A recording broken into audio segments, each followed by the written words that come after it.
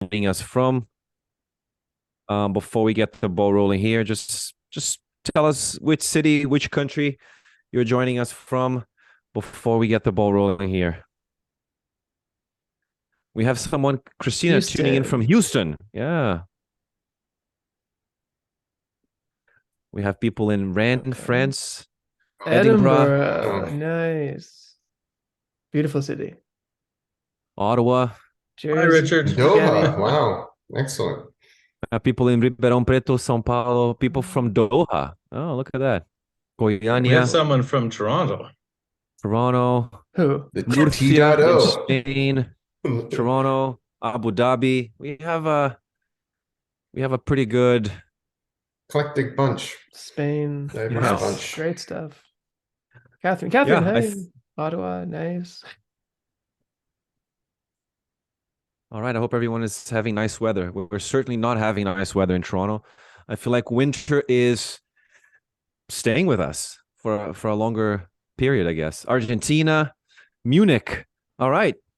Well, I guess we can start here. Well, first of all, good morning, good afternoon, good evening, wherever you're joining us from. Welcome to another professional development webinar for language teachers hosted by us, Learn Your English Network. So thank you everyone who's joining us today. If you're here live, this is going to be a very interactive session. I've known Ken for a little while, and there is one thing that I've learned about him is that he really likes to get people to be a little more active in his sessions.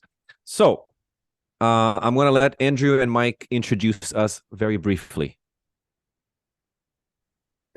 For sure. So if you're new here, we are Leo, myself is Andrew, and Mike, and we are Learn Your English. And basically, we're an online company that helps teachers to develop using organic approaches. And we've been doing this, I guess, since 2016, but definitely since 2019 for sure. And now we're helping teachers to build courses and use organic approaches, like we said, like the lexical approach, which is what Ken will talk about today, task-based language teaching, a little bit of dogme as well, and helping teachers to create a side hustle or a main hustle outside of their regular teaching job. This is a graphic that Mike can talk about. Yeah. Yeah, sure. Yeah. So just a little bit about us and our own approach. So typically when we look at professional development, we're really passionate about drawing in these three pillars of theory, personal, practical knowledge, and research. You've probably, if you haven't subscribed or if you are subscribed to our podcast, you've probably seen the different ways in which we try to really bring in the world's leading experts, including people like Ken, to really share and help make it clear and obvious to us how all three of these pillars are important and how the three of them coming together and overlapping is quite essential for us to be really good principled eclectics in how we approach our teaching practice. And if we look at creating systems and putting measures in place to help us streamline things like our preparation or find space where we can take what we've designed and turn it into a business opportunity. And that's what Mike just mentioned. So we do a couple of things out in the universe, online universe. So Teacher Talking Time is our podcast, Spotify, Google Podcasts, YouTube, etc. One episode a month focusing on a different teaching approach or something to help you with your teaching or your online business. So check that out for CPD on the go, wherever you get your podcasts. Newsletter as well, we send every Thursday. In this case, one actionable tip to grow your business in 5 minutes or less. So you can subscribe on the link over there or on our website, learnerenglish.com, if you want to get those tips every Thursday.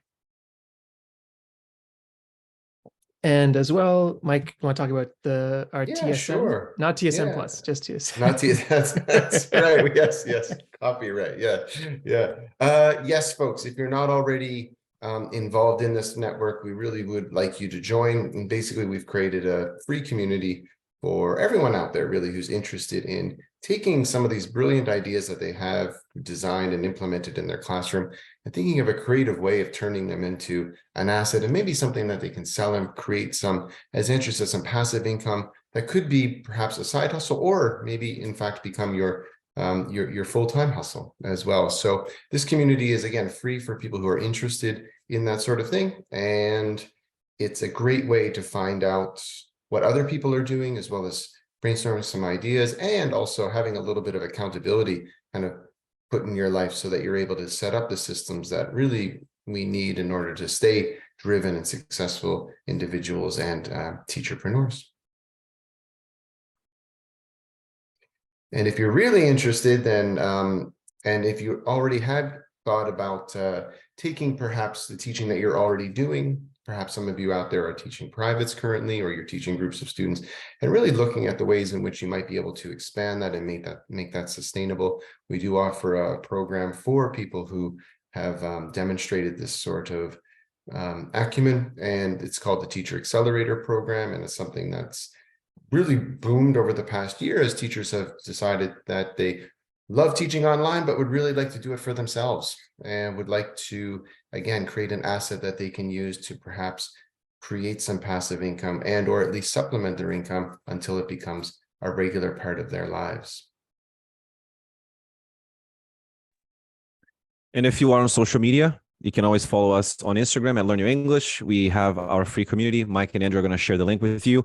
If you are into YouTube, a lot of our webinars, a lot of our videos, a lot of extracts from our podcast, they all go into our YouTube channel. And as Andrew mentioned, we also have our Teacher Talking Time podcast. And the good thing is, if you didn't have enough of Ken in the webinar today, he is one of the guests in our upcoming episode of the Teacher Talking Time, where we talked about how Michael Lewis was really pissed off. So if you want to know more about why Michael Lewis was pissed, then you're going to have to wait for the episode to come out.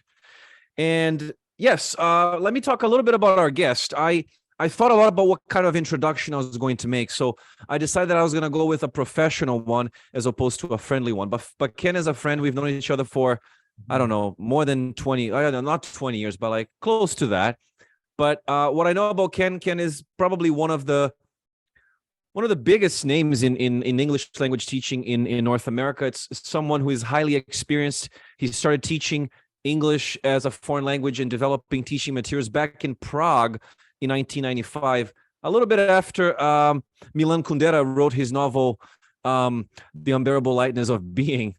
And ever since then, Ken has been working as an academic director. He's been a CELTA trainer, and at the moment he is working as an EAP instructor at the Toronto Metropolitan University, former Ryerson University. And he is also, like many of us, a freelancer on the side. He's written a lot of articles for magazines such as English Teaching Professional. He's written and co-written over 20 books, including the most recent, which is Connections 3, which is a course book that he wrote for Pearson. And of course, the reason why he's here is because he is probably one of the very few people who still talk about language, who still talk about methodology, and who is also a lexical approach aficionado. So in today's session, Ken is going to be talking about the generative power of lexical chunks. Okay, so he's going to be providing an explanation of this power that chunks have before he demonstrates a lesson framework that can work with virtually any text. And hopefully by the end of this session, everyone will have a very, very good idea of how to actually implement the lexical approach in their classroom. Ken, over to you now. Thank you, Leo. That was a great introduction. Let's start. Okay, here we go. The generative power of lexical chunks. As Leo said, I like my sessions to be interactive as much as possible. We are limited here because we're online, but I am going to ask you to do a warm-up activity, which you will do in groups in rooms. So this is what I want you to do. This phrase, this actually is a very short sentence. I want you to complete this in as many ways as possible. So, and you're going to take turns in your groups, maybe a group of 3, and each person's going to change it in a different way and keep going as many times as you can. I want one person in each group to have a piece of paper and a pen or pencil, so that when somebody says a version of this, for example, somebody says, pass the salt. Then someone says, pass the sugar, pass the pepper, etc. like that. You'll make little tally marks like this. And then after, I'm going to ask you how many you got to see who was able to produce the most variations of this. Okay, so Leo, if you could put them into groups of around 3, and see how many you can come up with as a group. Okay, I'm going to open the breakout rooms now, and I'm going to give everyone, how much time do they have? I'll tell you. We'll give them Okay. a minute. A minute. Okay. Okay. So here we go.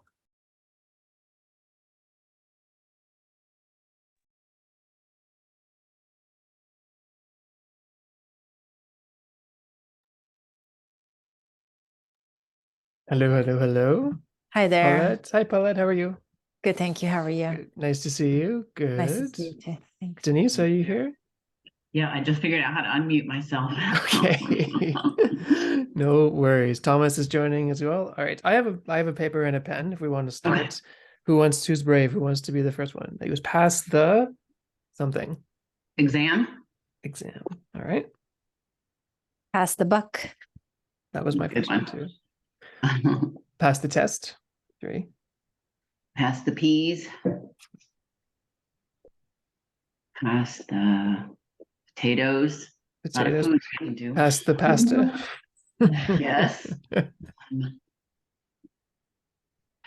Pass the coffee. The coffee. Okay, pass Pass the buck. Pass the. pass the Could be any food, I guess, right? Anything yeah, pass the sausage. else? Yep. It's lunchtime here, so pass the Okay. Likewise. pass the steak. Pass the Pass the I guess- parcel. The game. Pass the ball. parcel. Yeah, good one. Okay. Okay, good.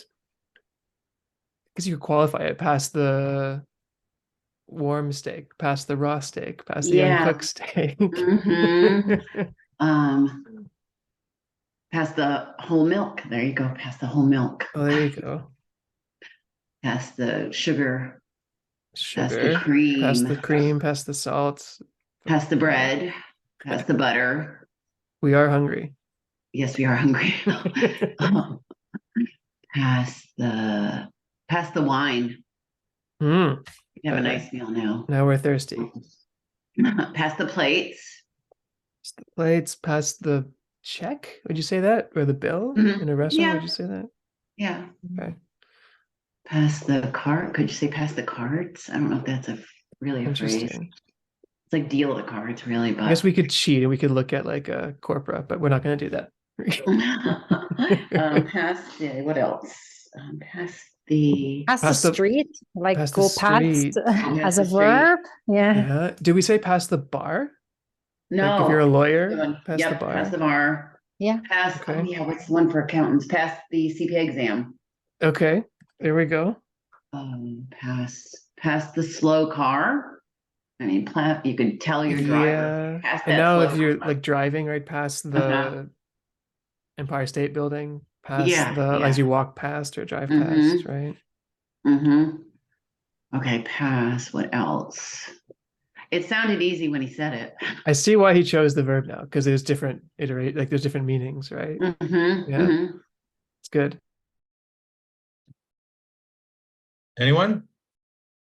How about more than 15?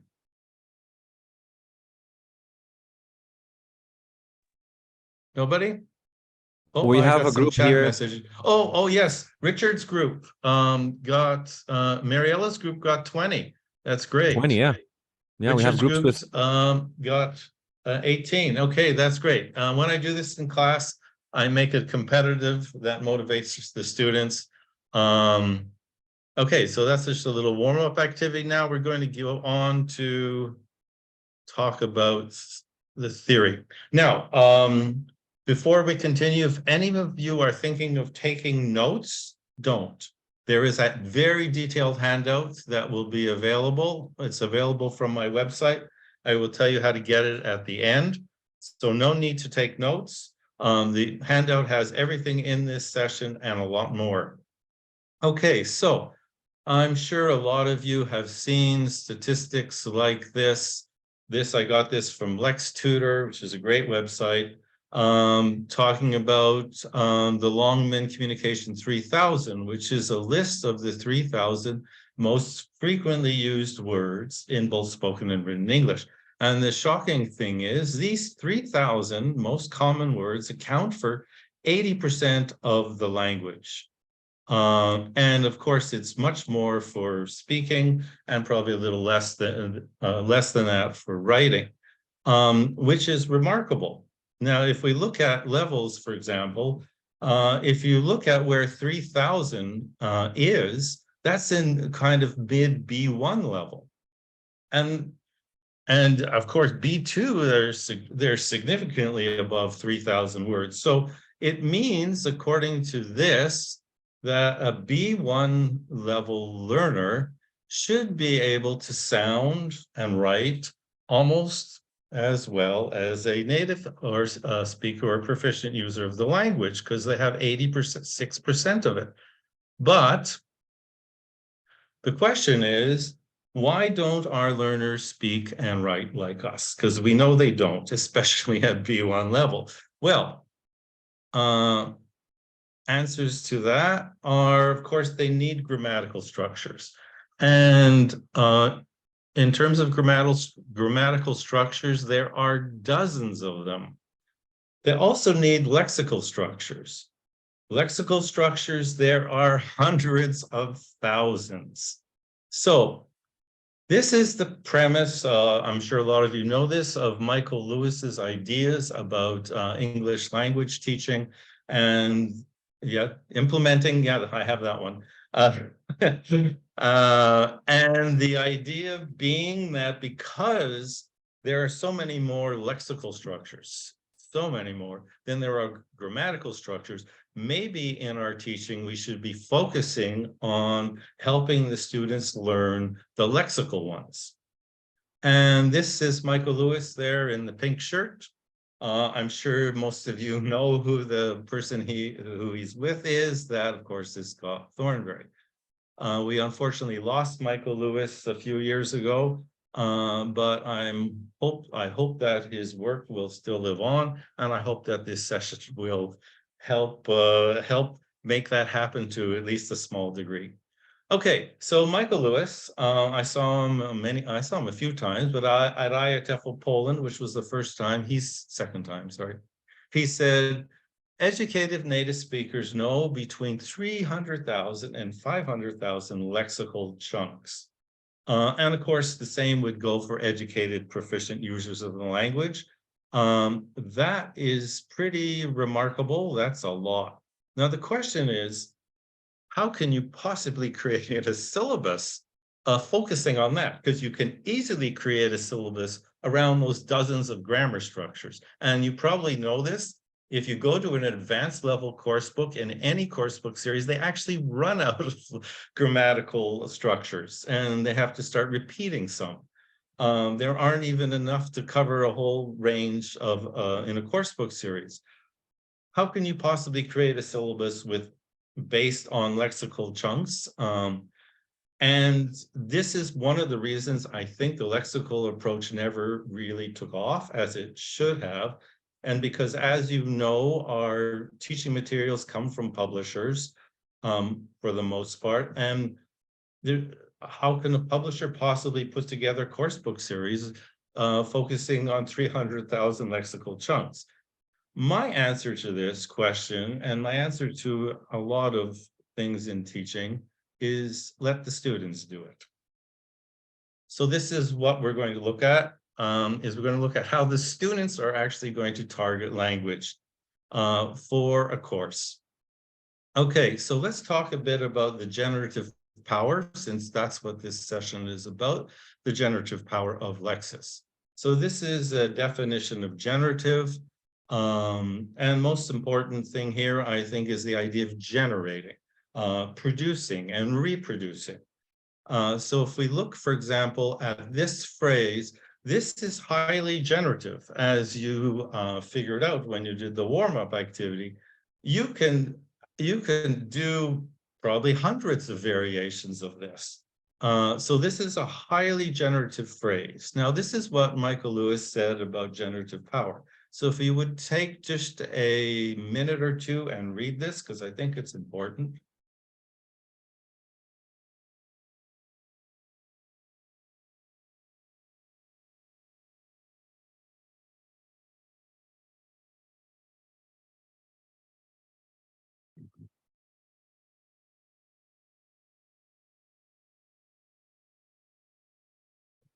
Okay, so important aspects of this is this idea that traditionally we've looked at language as far as being divided into grammar and vocabulary. Grammar is highly generative and vocabulary is not. For example, grammar, present perfect, right? Subject, have or has plus past participle.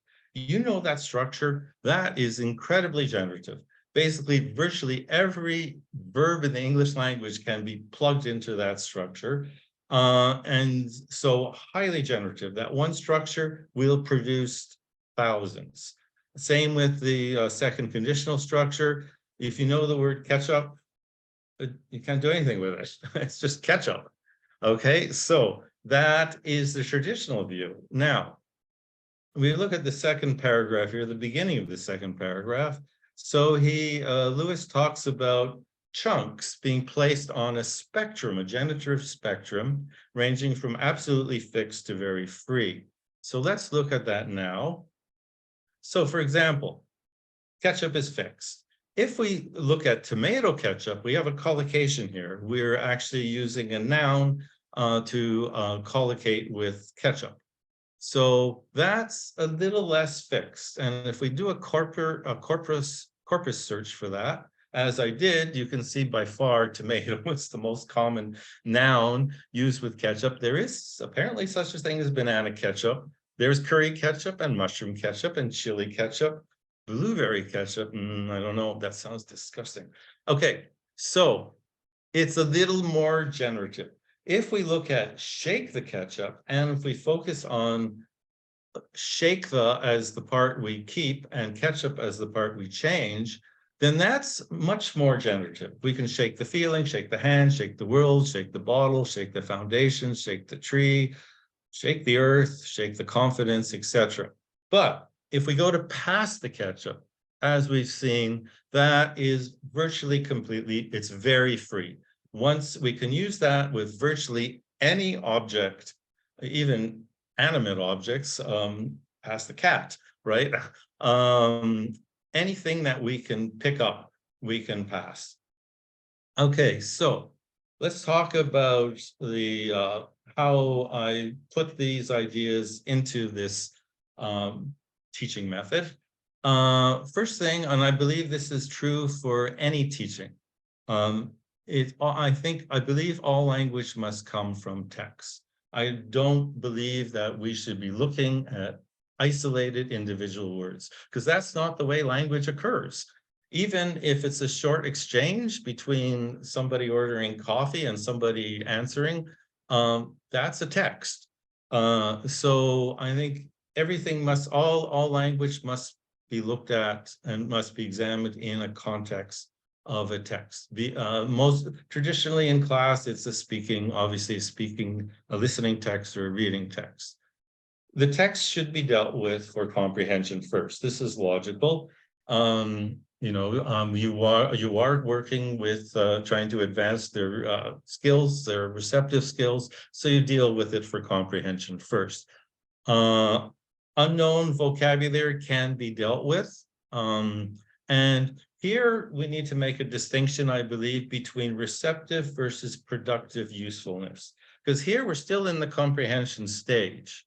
So for example, if we go back to Michael Lewis's first paragraph here, and we put that into Lex Tutor's text analysis,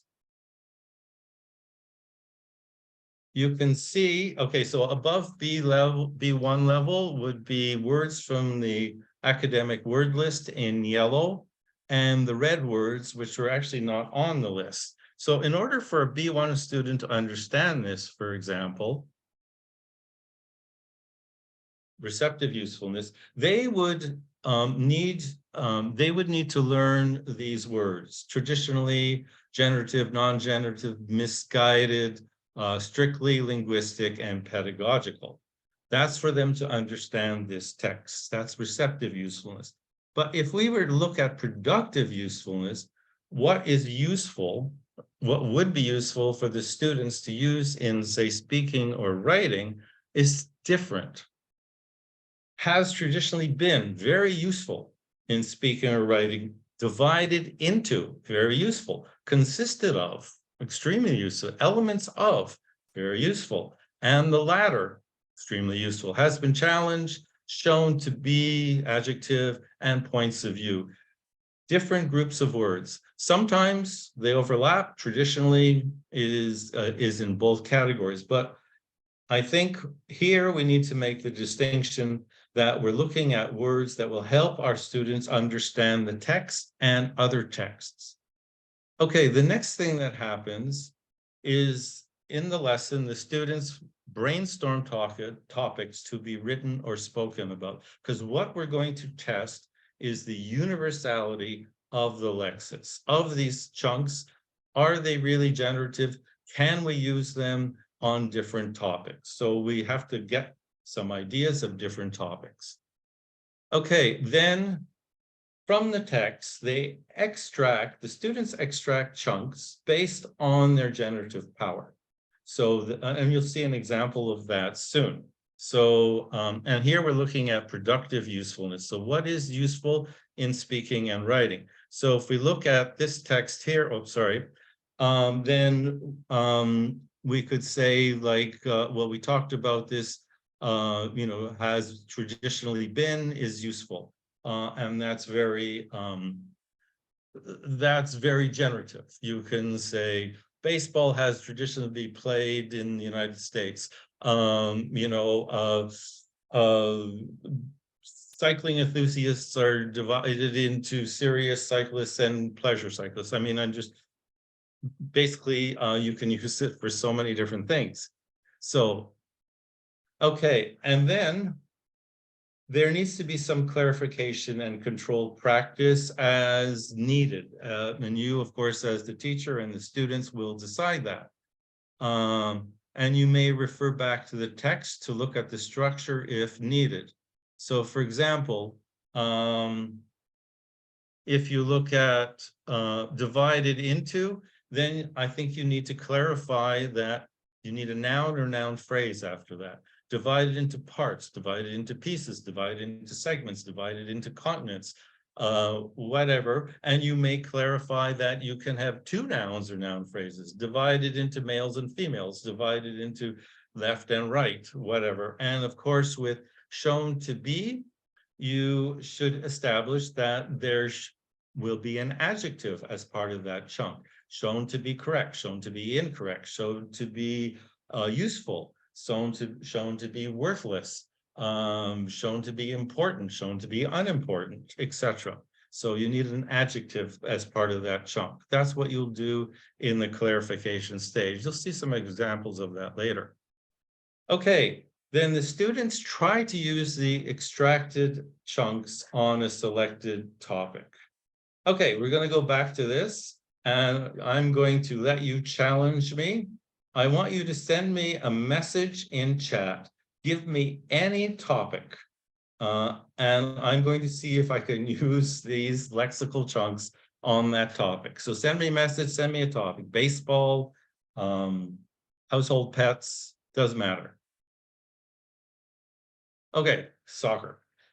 That's my first one. Okay, so soccer, or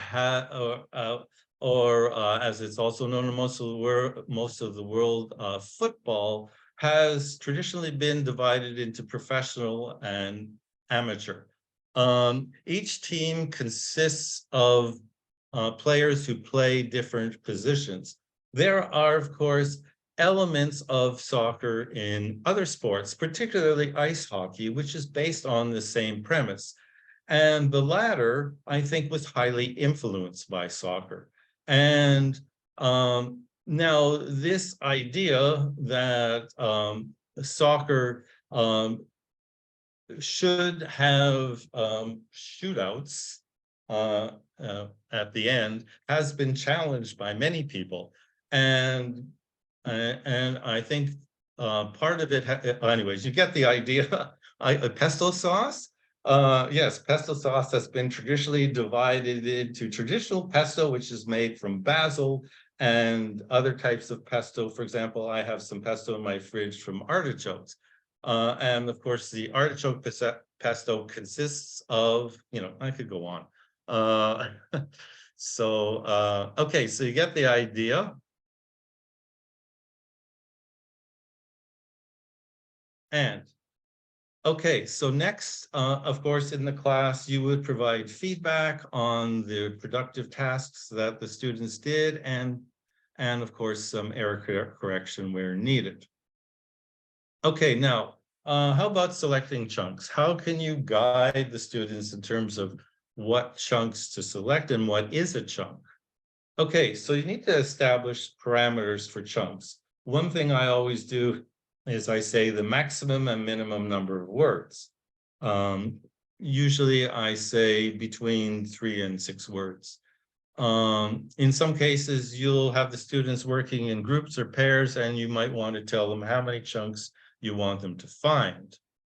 Now, the most important thing is what is a chunk, the composition of chunks. So, of course, there could be collocations, they could be colligations, they could be noun phrases, they could be verb phrases, they could be prepositional phrases. All of this got very complicated for me to try to understand, so this is what I did with that. I scrapped it. And basically what I say is it is a group of words that are the group is used together, and it contains at least one content word. That would be adjective, adverb, noun, or verb. So for example, at a time is fine, and or atta is not, because there's no content word. And that seems to work with students. Okay, here's the fun part, the demo lesson. Okay, so we're going to go through the stages here. You're going to do some of them you won't do. We're not going to deal with the text for comprehension. We're going to pretend that we did. This is a great TED Talk. I've used it in class many times, about biofabrication of leather and meat.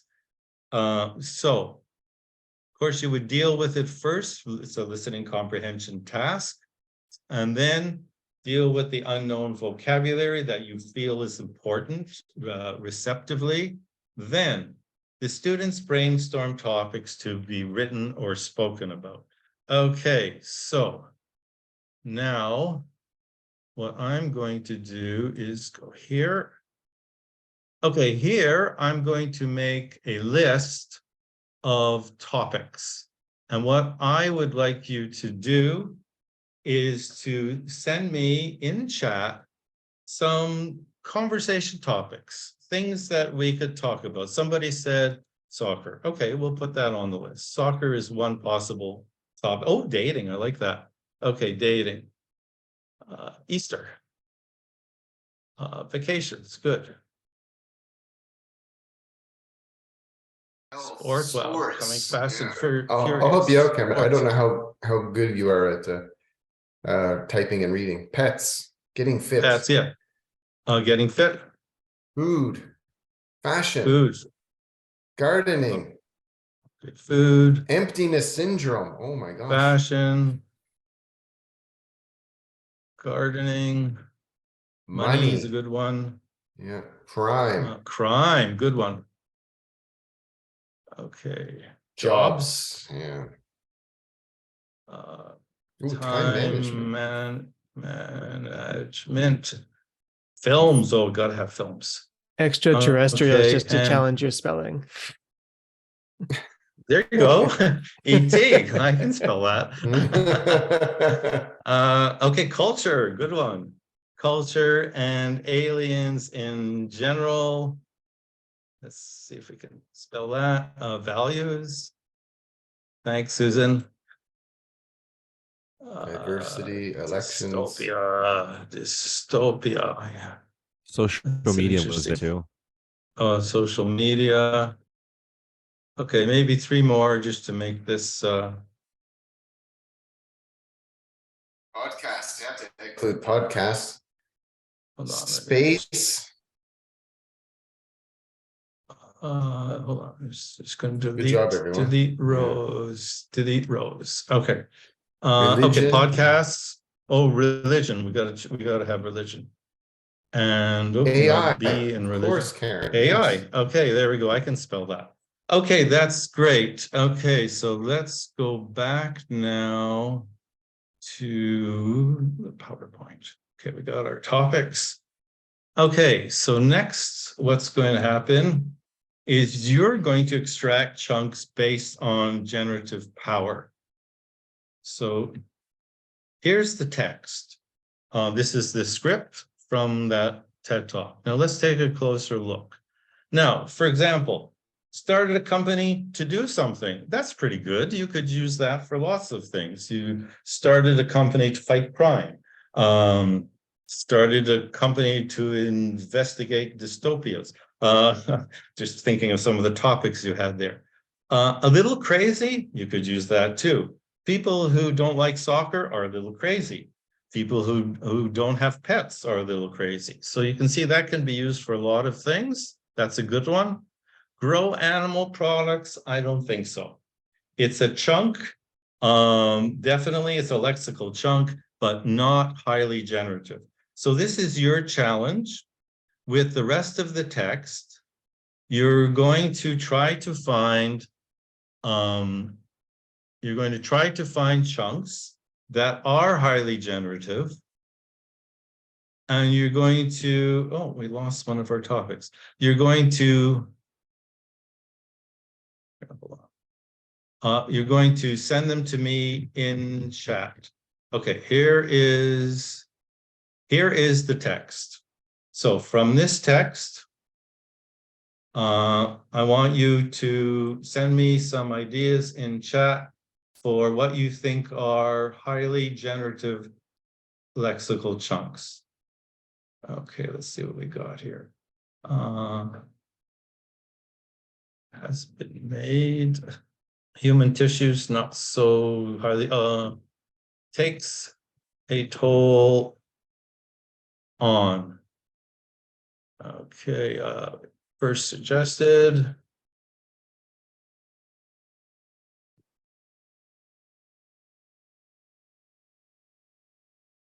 Okay. There's one here, Okay, Ken. When we look back on. Oh yeah, that's good. Yeah. So maintaining a global herd is not highly generative. When we look back on, we started getting good.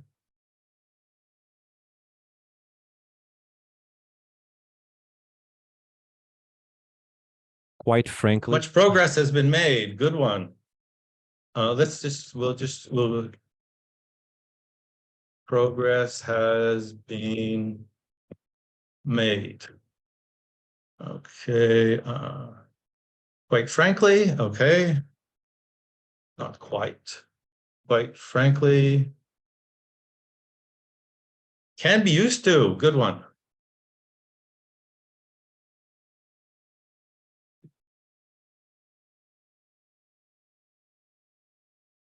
When we look back on, that's a great one. I have it already. Is one of the largest. Nice one.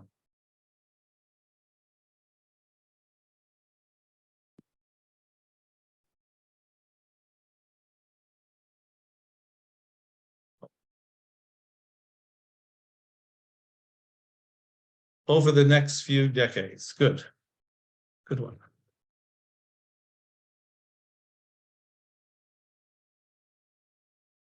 And maybe one more just to make it even.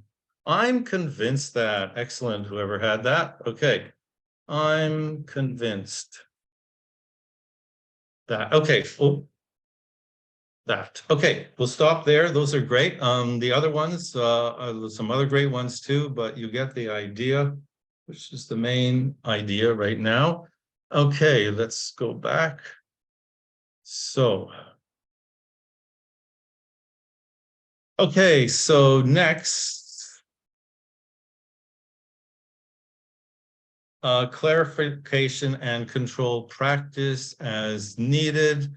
So for example, I might decide, oh, sorry, share.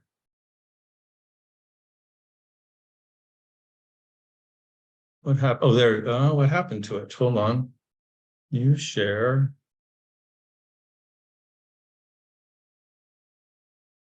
I don't know what's going on here.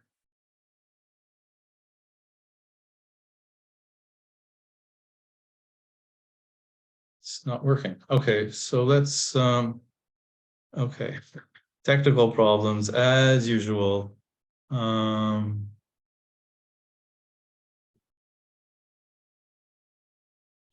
So where were we?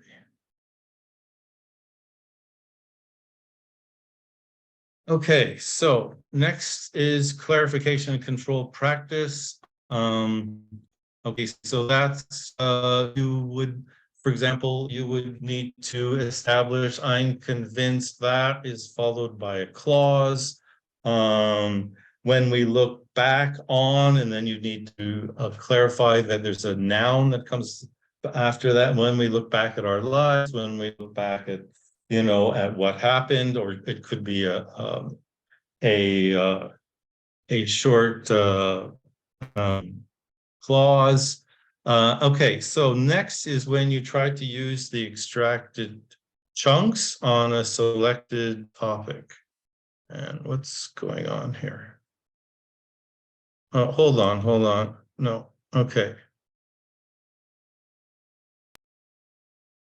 All right, so current slide. Come on. Okay. All right. Now, so this is where you're going to try to use the chunks. Okay, let's go back here. I hope it works this time. Yes. All right. Now, what we're going to do here is going to take the text away. And we're going to take these topics.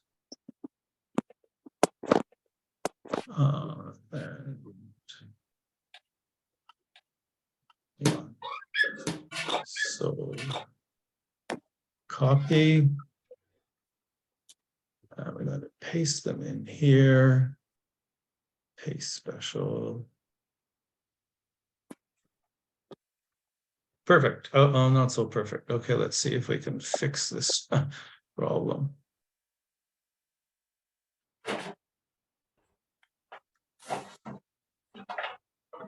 Oh yeah, here we go. Okay, now it's perfect. Okay, so here we have the chunks.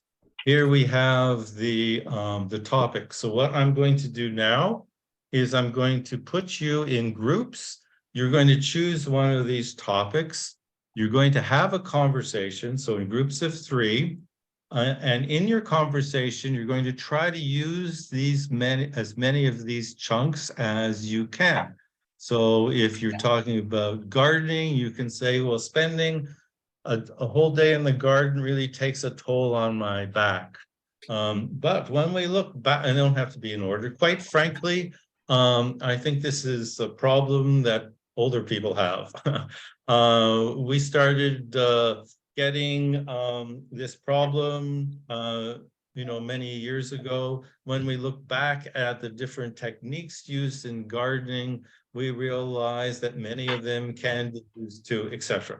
So you choose the topic, you try to use as many of these 10 chunks as you can. Keep track, one person keep track of how many you use. Okay, so Leo, can you put them in groups of 3 or 4, and we'll see if we can share this screen with them. I don't know if we're going to be able to share the screen. I would so say I would take a picture take a now screenshot. Yeah. or a Okay, screenshot. it's an yeah. idea. Yeah. So everyone can take a screenshot of that image so they can use it when they're doing the conversation. Take a screenshot or take a picture with your phone, and we can try to share it. I'm going to open all the rooms right now so people will have a chance. We'll give them how much time? Give them 2 minutes. Okay. Oh, Mohammed shared that in the chat. So thank you, Mohammed.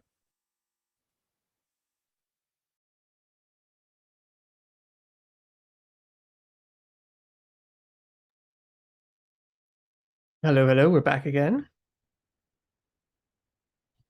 Okay. Hi. Hello, Denise. How are you?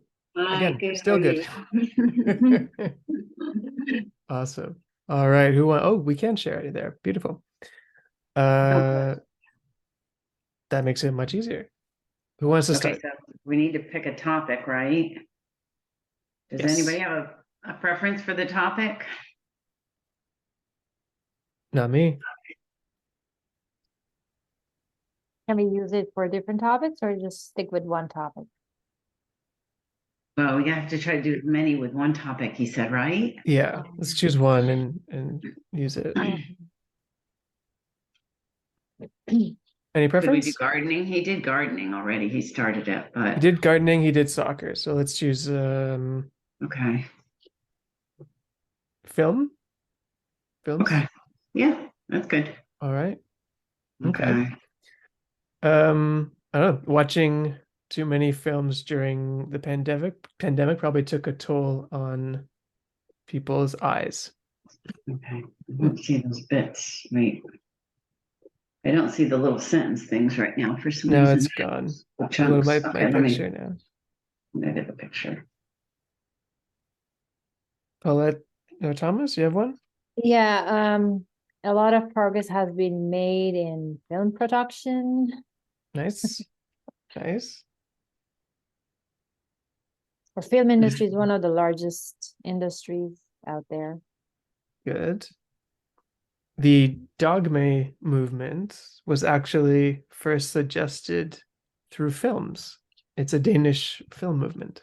Hmm. Over the next few decades, the film industry is bound to change significantly How so? because of the pandemic, because of all the people watching TV at Oh, home. I know. I'm just joking. streaming, You're supposed and to all say that no kind of follow-up stuff. questions. No follow-up questions. Oh, geez. Okay. Films Let's can be see. used to teach language, teach English. Yes. sure. Yes. Quite frankly, I don't know. Quite frankly, many films are just terrible. True. A lot of progress has been made in special effects over the years in films. Very true.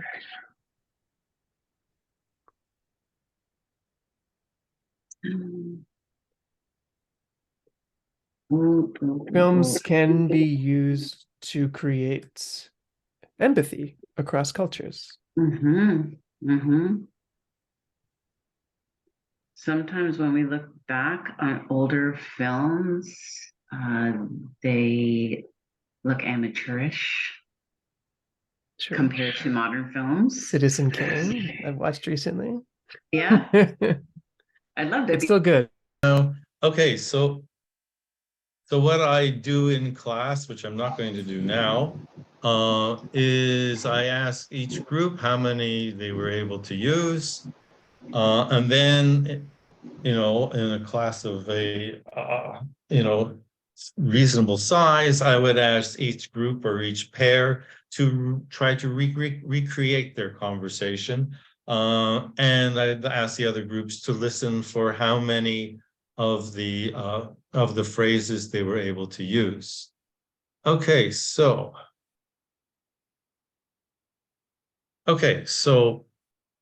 that is using the chunks on a selected topic. And of course, the last stage is I provide feedback. For example, when the students do their conversations for the whole class, I do some error correction and provide some feedback.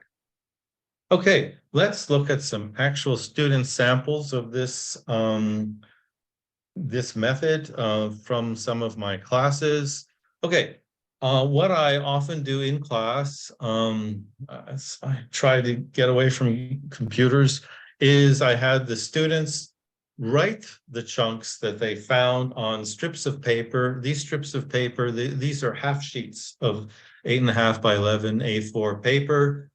They bring them up to the board, and I put them up on the board. Now you can see here, I've made I've separated the ones that I think are highly generative are at the top, and there's a red line across the screen. The ones that I didn't think were so generative, like I wrote 1 million words, that went down below. And it's the ones at the top I focused on. You can see where I've done the clarification. Here, I think we actually have a close-up here. So this was from a biographical text. And it said in the course of his life. So I showed it to students. I clarified. I say you can use other time expressions here in the course of the day, in the course of 3 years, for example. Same with during the years that I stayed in or at. I added the at. You could say during the evening I stayed at, or during the hours, during the days. I had no idea where. Could be I had no idea when. I had no idea who. I had no idea what.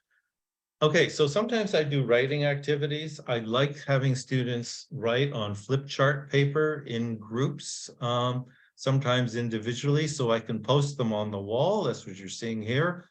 They're posted on the wall, and then I can do some error correction, and each group or individual can share what they wrote. So this is using the chunks from the text, and the topic was traveling. So you can see here, all the chunks from the text are underlined. I think this is great. That's why I chose it. On February 14, 2010, I had an idea about traveling. I believe it took me about a month to decide the destination. I woke up the next day. Later on, I started to pack my bags. Then I went to Qingdao, maybe by taking a plane. I stayed there for 5 days. In the course of 5 days, I saw many beautiful views. You see, that's great. I suppose it was the best place that I'd ever been to. Really good use of the chunks there. Here are the actual chunks that the students extracted. I had them, you could probably saw the same thing on the board. There were different colored markers. I do this to try to make it competitive, to motivate students, and also so we can see which group produced what. So you can see here the chunks extracted by the blue group and the chunks extracted by the black group. And here, of course, I had a green group and a purple group. Have a strong impact, great chunk. Draw heavily on. Okay, this is great. The topic was drinking coffee. And these students actually managed to write something that's kind of amusing, but it's pretty proficient, using the chunks about drinking coffee. To understand why people drink coffee, we did research. As we know, coffee has a strong impact on health. There's that chunk. This one I love. This topic was cats. So this is hysterical. And you can see here the writing is different, because what I do sometimes, especially on flip chart paper, is I tell the groups or pairs, change writers after each sentence. So the common trait, that came from the text. The common trait of cats is they are cute. However, we can also produce electrical energy from cats. People can rub their hands in the area of the back of the cat. The result is a focus on the boring things of humans. Those chunks, the result is, and the focus on came from the text, same as in the area of. And it goes on. It's very, by identifying how cats can make electric energy, we know nothing is impossible. It's brilliant. I love it. Okay, here are some of the topics this group chose. You can see we have sweaty feet, we have psychology, we have school explosions. We have Victoria's Secret. And anything goes. And here's the text. Here's a part of it. Influences on consumer behavior is one paragraph. You can see here the chunks. To understand consumer behavior, draw heavily on. The result is a focus on major influence by identifying. Here's from the actual class. You can see each group had a different color. So the purplish group, they did very well. They had 3. So they extract them, they write them on the paper. I post them on the whiteboard with some sticky tack. And this is brilliant. Unfortunately, students didn't have time to finish this. The topic was psychology. And these students were high intermediate, but this is like native speaker writing. It's brilliant.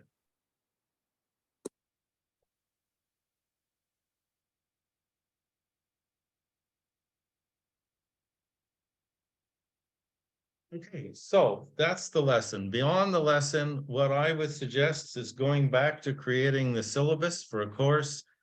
As the teacher, select some chunks to review and test in the future. The result is so focused on things like that from those texts, and compile a list of them over the course of the course. That would be your syllabus, but it's completely generated by the students based on what they think is useful. Okay, so as we're drawing to a close here, I have 2 questions for you to think about, and I'll take any questions that you might have. So the questions, and I think they're important, should we be targeting different lexes for receptive and productive purposes? This one is really important, I think. Are we denying learners the opportunities to see the universality of lexes by confining it to a theme? Because as you know, our modules, our weeks, our lessons, all are supposed to have themes, and we're supposed to stay on the theme. I question that. Okay, so if you go to my website, which is there, you see it. Here's my website. If you click on books here, that will take you to this page, which they're activity books that I sell. Don't worry, you don't have to pay. If you scroll to the bottom, you'll see the generative power of lexical chunks. It says click here. If you click there, you'll get the PDF handout. Of course, it's free, so that's available. Okay, so these questions and any other questions, I'm open to hearing either answers for these or other questions. And there's one here from someone asking about peer feedback. Oh, peer feedback's a great idea. Yeah, sure. You could have, I think, for example, when the students produce, either, in the production stage where they're either speaking with the chunks or writing with the chunks, I ask the students to listen for how many chunks are used. So that's a form of feedback. They could comment on the way they were used, how accurately they were used. I think that's important. I think that definitely you could get feedback from other students. Any other ideas, questions? We have one from Karen saying, how can you apply this to exam preparation classes with low-level students? For example, speaking or even writing as well. Well, exam preparation classes is I think, no problem. If you're looking at, especially you look at an exam like IELTS, which is very, very popular now, as you know, a lot of the language used especially in writing, is very formulaic. So this gives you an opportunity to focus on those formulaic chunks, which are used for writing essays, for example, and the other task, which is like picture description and description of a process. Lots of formulaic language there. Lower level students, you'll use lower level texts. So if the students can process the text receptively, then the text is at their level, then they should be able to extract chunks from it. So it's just a question of matching the content, the text, to the level of the students. There's one here Uh, from Bridget. yeah. She says, for spoken resources, how long of an excerpt do you typically give your students to analyze? Well, I mean, I've always used this with scripts, and I've used this with prepared talks. I think that's an interesting question. I think if you were to ask students to, for example, listen to a live conversation and have them write down chunks, and I have done that, not with this teaching method, with some other teaching approaches that I've done, you could do that too. If you have them write down chunks that they hear in a live conversation, you need to put them together in groups to compare notes, because it's very difficult for one student to be able to take notes of everything useful. But if you put them together in groups of 3, they compare their lists, they say, oh, that's a good one. And what have you got? And then as the teacher, you can elicit from each group what they got. If you check out my article in ETP magazine called CAT, a framework for dog me, I mean, it describes exactly how I do that. Good question. We should bring you back to talk about the cat, to let the cat out of the bag. There's one more here from Bridget. No, sorry, not from Bridget, from Eiley or Eiley. I think I'm pronouncing that right, or if I'm wrong, I'm sorry. She said, is the choice of chunks based just on intuition or corpus linguistic? Yeah. It's based on what the students think will be useful, and that's all. So the students say, for example, looking back at the texts we use, I think looking back was one of them. Progress has been made. The students see that, they say progress has been made. That's useful. I'm going to submit that. And so they submit it to me, and then I make the final decision, is this useful or not? But everything is generated by the students, by what they think is useful. This is why they brainstorm topics beforehand, because I tell them, think about it. Can we use, quite frankly, to talk about cats? Can we use, quite frankly, to talk about gardening? Can we use, quite frankly, to talk about soccer? Of course. So the students are doing this. This is the students that it's not just intuition. It's looking at the chunk and thinking about how could that be used. There's one more here from Camila saying, could we get students to pick a topic to start the lesson with and then extract language from it, plus conduct the lesson according with this method? Or would it be too lazy from us? What do you think? Yeah, for sure. I mean, you could say, for example, instead of, now that's not demonstrating the universality of it, but why not? Why not say, okay, today's topic will be, biofabrication of meat and leather. I mean, if you, and then you say to the students, okay, you're gonna have to talk about this text, I mean, this video that you watch, what language is useful to talk about. But that's really, it's a different animal. That's basically task-based learning, which is perfectly viable, but it's not, you can't demonstrate the universality of it or test students' ability to recognize universality by confining it to one topic. Right. But yeah, I mean, you can use the same, go through the same steps. Why not? You could do exactly the same thing. It's a different animal, but it's a great thing to do, equally valuable. One thing I was going to say, Ken, that maybe teachers would benefit from is if you want to do this, if you can still do this online, and I think you could do this with either Padlet or Jamboard, and the students would still kind of like follow the same procedures. Okay, I've got something here, actually, share screen, because I did this yesterday on Google Docs. And here it is. This is from my class yesterday. They did this, here are their topics. So here's the text that we used. And I took the first 2 paragraphs to show them some examples of lexical chunks, mitigate the dangerous effects of something, the 2 biggest challenges. Here are their conversation topics, which they did on Google Docs.